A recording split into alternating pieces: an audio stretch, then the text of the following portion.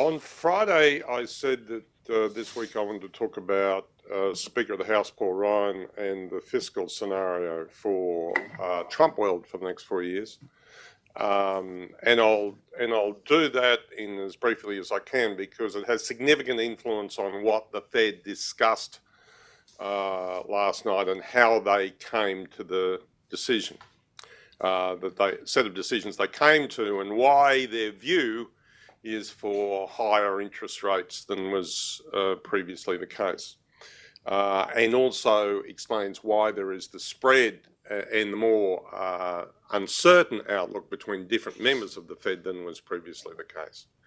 Now, in the piece that I previously wrote, the economic platform of candidate Trump and the other pieces that have followed, I've used the estimates of the non-partisan Committee for a Responsible Budget, an organisation that's been around for about 30 years. And based on that, what we see is a program of a cut in the corporate tax rate from 35% to 15%. You see cuts in the individual tax rates, with the top rate being cut down to 33%, but also a reduction in personal tax deductions to dampen the effect of that on the budget. But also you see, in addition to that, in the program, a removal of the sequester for the military sector. So there is significant expansion of spending in the military sector. And if you look at all that, the budget deficit increases from about 3.3% of GDP this year to about 4.5% of GDP in fiscal 18. As a matter of fact, the budget deficit for 17 is only going to be about 2.3% of GDP. So what you've got is maybe 1 to 2% increase in the budget deficit. Okay, so that's one scenario that the Fed would be dealing with. That is to say, you've got significant increase in fiscal surplus in calendar 18, which then continues through calendar 19. So that's one scenario. But in the last week, Speaker of the House, Paul Ryan, has done a couple of presentations in which he talks about how legislation might be passed through the US Senate. Now, the difference between the way the US Senate operates and the Australian Senate operates is what's called the filibuster.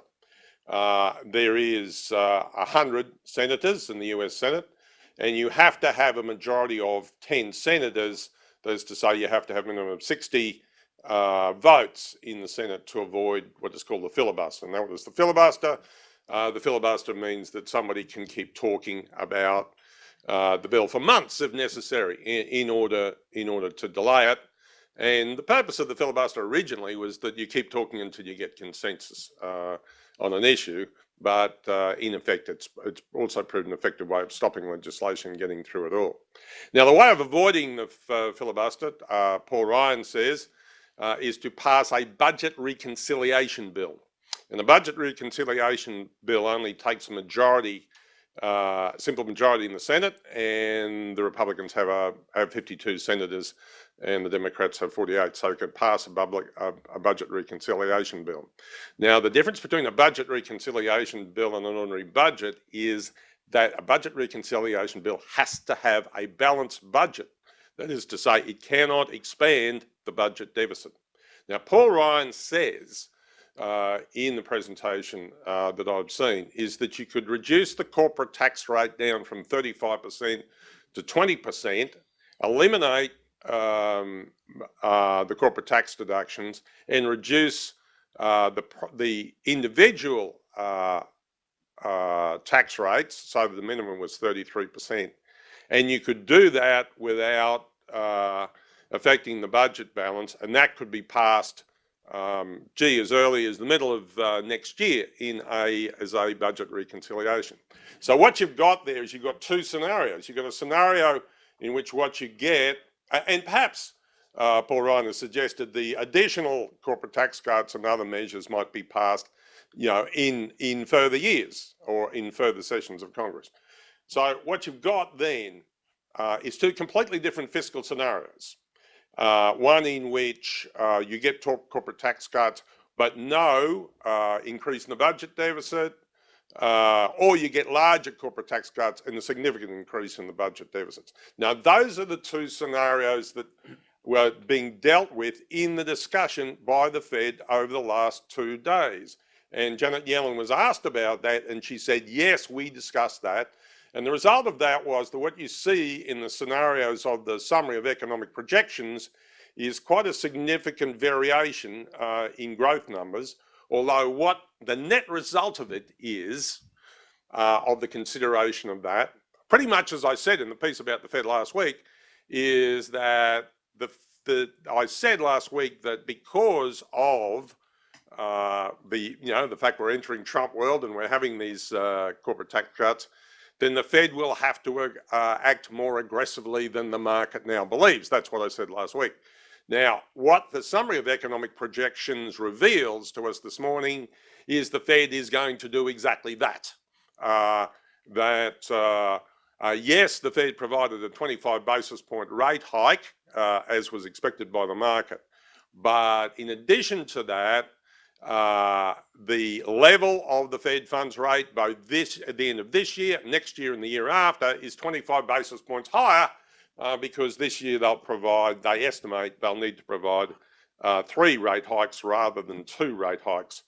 And so effectively what the Fed has delivered is 2 rate hikes in one. If you look at the growth estimates, the average growth estimates aren't that much changed. The growth estimate for this year is risen from 1.8 to 1.9%.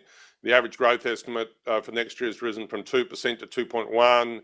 It then comes back to 2% the year after and the year after that. The significant change really to me is unemployment falls down to an average level of 4.5%, and that's but inflation doesn't change.